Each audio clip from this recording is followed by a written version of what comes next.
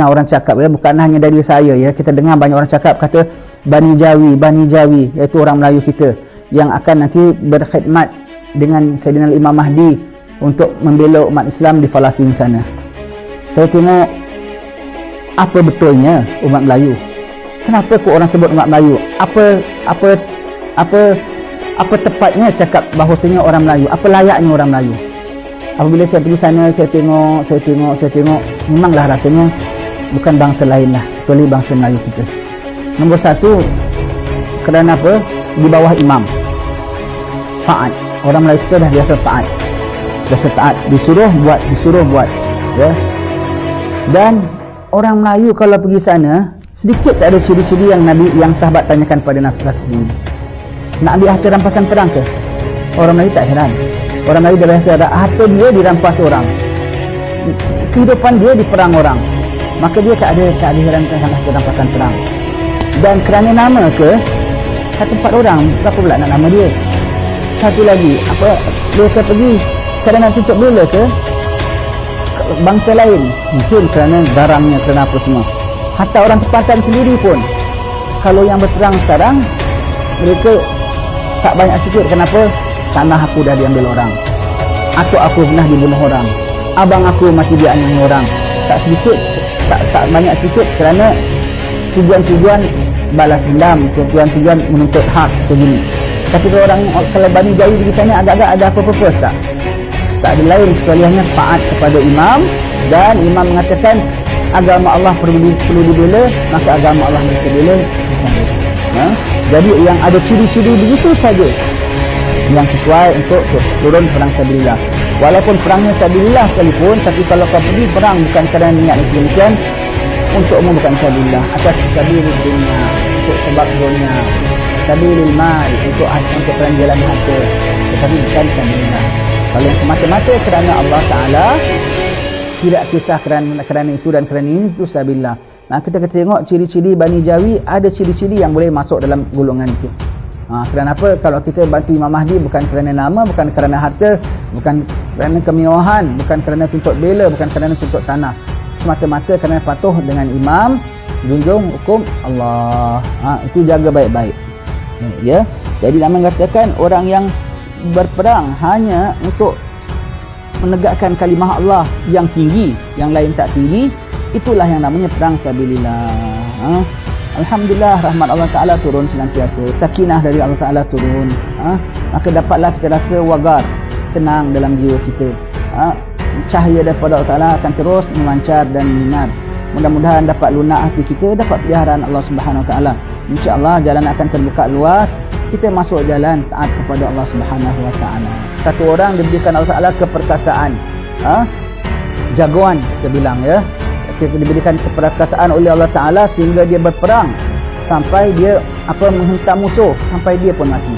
Yaumul akhir Allah Ta'ala tanya, wahai fulan, aku berikan kau keperkasaan, apa kau buat? Beliau mengatakan, dengan ini ya Allah, aku perang sabilillah, aku bela agamamu, aku empaskan musuh-musuhmu. Allah mengatakan, kau dusta. Pada malaikat pun mengatakan, kau dusta, tidak kau buat ini semua biar orang bilang kau kesatria, biar orang kau bilang, orang mengatakan kau perwira, bila orang mengatakan kau lah pembela, tetapi kau buat kerana nak orang sebut, dan orang dah sebut pun. Kau dapat apa lagi di sini? Tak dapat apa.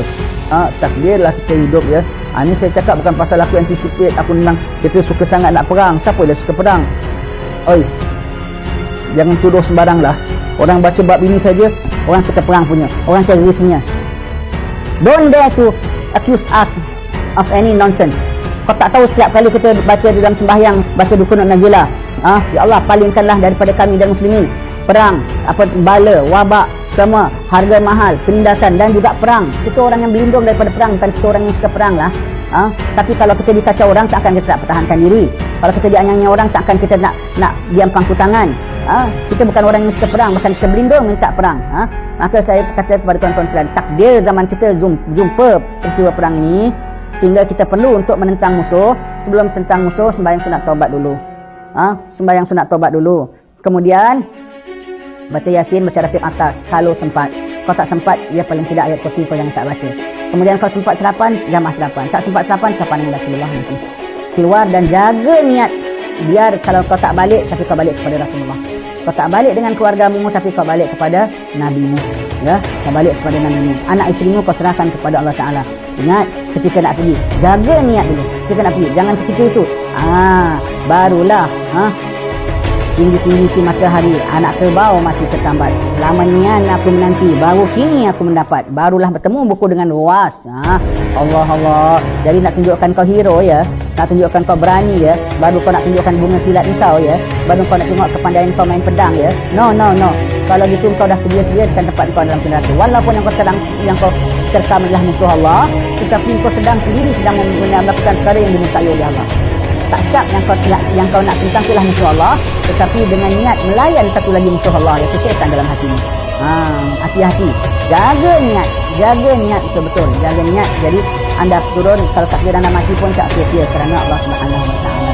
Ya, sampai waktunya takdirlah betul-betul zaman kita. Takdirlah zaman kita betul-betul jumpa, tak jumpa ya sudah. Tak jumpa, dia mati saja, syahadat sebelum meninggal dunia. Kalau takdir jumpa, di antaranya jangan lupa bersihkan niat sebelum keluar.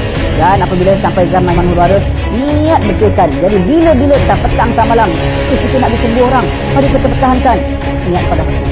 Jangan dalam otak sambil baring, kalau mereka serang akan aku pencak, kalau mereka serang akan aku tikam, kalau mereka serang akan kuhunus dan kuhujam.